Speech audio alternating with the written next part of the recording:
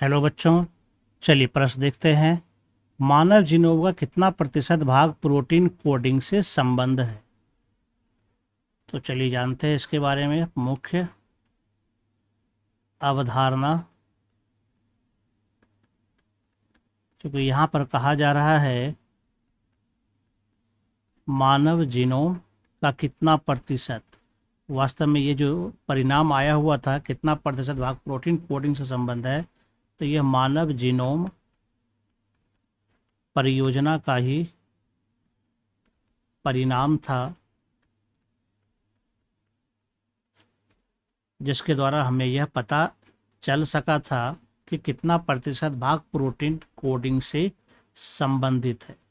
तो यह मानव जीनोम परियोजना जो थी एक मेगा प्रोजेक्ट था, यानी कि बहुत बड़ी परियोजना थी।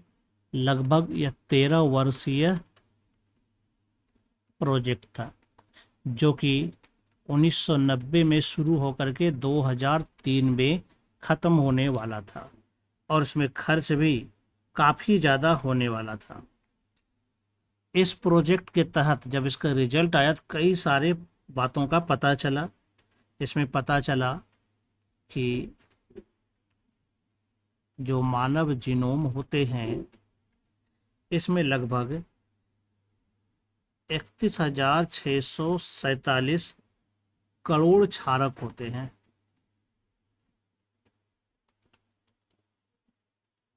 इसके अलावा पता चला कि कुल जो जीन होता है, इसके पहले माना जा रहा था काफ़ी ज़्यादा जीन थे, लेकिन कुल जीन की संख्या जो थी वो लगभग 30,000 के आसपास थी, जो कि अनुमानित से काफ़ी कम था। और लगभग सभी में लगभग 90.9%, 99.9% लगभग सभी मनुष्य में यह जीन समान थे। 99.9% जीन सभी व्यक्तियों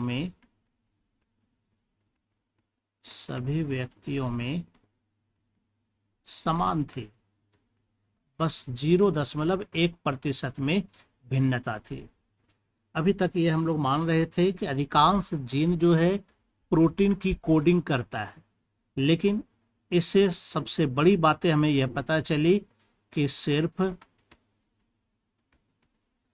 2% ही ऐसे जीन है, 2% जीन्स ही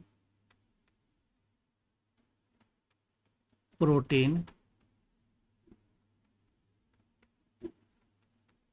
कोडिंग से संबंधित है।